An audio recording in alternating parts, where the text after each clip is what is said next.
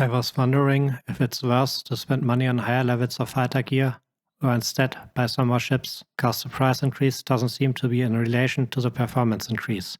I visualized this problem in this graph, where I plotted among other things the shield capacity I get for spending money on different shield versions.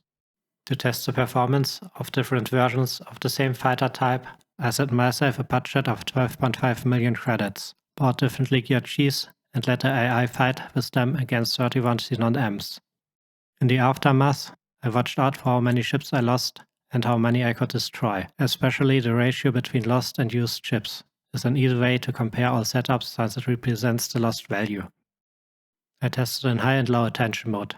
In high attention mode, I repeated every test a few times, so I could calculate the average outcome. Since fights are way longer in low attention, I did fewer tests, but the observed trend was the same as for the high attention mode.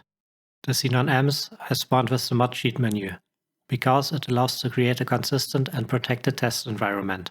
With the sheet menu, I was able to define the amount, type, and spawning location of ships, and even give control over them to factions of my choice. The mod can even do more, which I don't want to mention here, but it gives way more flexibility, because it allows to add tests at any time at any location under the same conditions, so I don't have to worry about being prepared for every case beforehand. For the test I used Gs, with 4 guns, 3 street generators, hit points at the upper end, and decent speed. I think it's a pretty good heavy fighter. The fleet sizes for the test that resulted from gearing them fully with Mk1 gear up to a mix of Mk3 and Mk2 gear varied from 33 to 11 Gs. As an engine, I used either the split Mk1 or Mk2 combat engines. As thrusters, the combat variants Mk1, 2 and 3.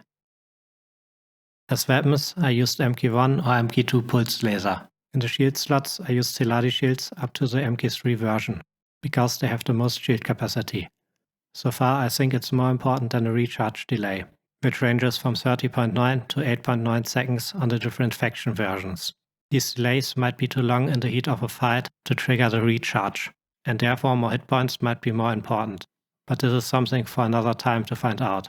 For the test, I gave my fleets the order protect position, divided the fleets into squads, and let the squad commanders mimic the fleet commander's behavior, while their subordinates were set to attack with commander. This led from my experience to an increased chance that each squad was going for a different target at the start of the battle. Destroying as many ships as possible directly at the start is important to swing the favor of the outcome towards our side. To reach this goal, I also had to find out which is the optimal squad size when using Mk1 or Mk2 pulse laser, since both have a different burst damage, and therefore different amounts of ships are needed to focus down a single enemy. For the Gs equipped with Mk1 pulse laser, I found squad sizes of 5 optimal.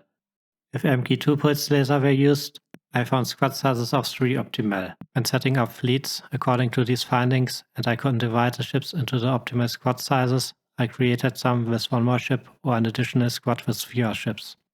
To visualize the results, I plotted the ratio between lost and used Gs over the number of Gs used in the engagement, together with the percentage of destroyed Xenon Ms. And I think the graphs for the high and low attention mode test are speaking a clear language. With decreasing number of Gs, or in other words, with the increasing value of a single ship in the fleet, we lose more value during the battle. Even after the threshold where no G survived, the combat effectiveness further decreased, as shown by the decreasing number of destroyed enemies. From this, we can conclude that the number of ships we bring to a fight is more important than bringing upgraded ship versions. If this is true, I should be able to achieve better results by using even cheaper ships. So I compared different S-size ships and decided to go with the Kite. The budget of 12.5 million allowed me to use 112 Mk1 equipped kites, which I created via the custom game start. The 112 kites were able to quickly destroy the 31 Xenon Ms, with an average of 2.4% loss on my side, which is an efficiency increase of factor 9 to 10 to the best results from the G test. But this means, if I want to compare other fighters in the future, I must adjust my benchmark system to make it more sensitive to variations again. Because 112 kites are quite a huge number for only 12.5 million, I decided to kill them with Mk1 plasma cannons and let them fight a single xenon eye.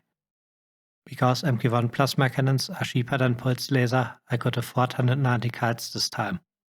This led to that the kites were simply able to swarm the eye in high attention, with only 8 kites lost, which is less than a million value. In low attention mode, things looked different. The fighting was stretched over some time, and after less than 60 kites were left, the eye was able to regain its shield points. In summary, it looks like going for numbers is more efficient than investing in better ship gear. Of course, this is no recommendation to keep your own ship cheap, because upgrading their own ship can improve the gameplay experience.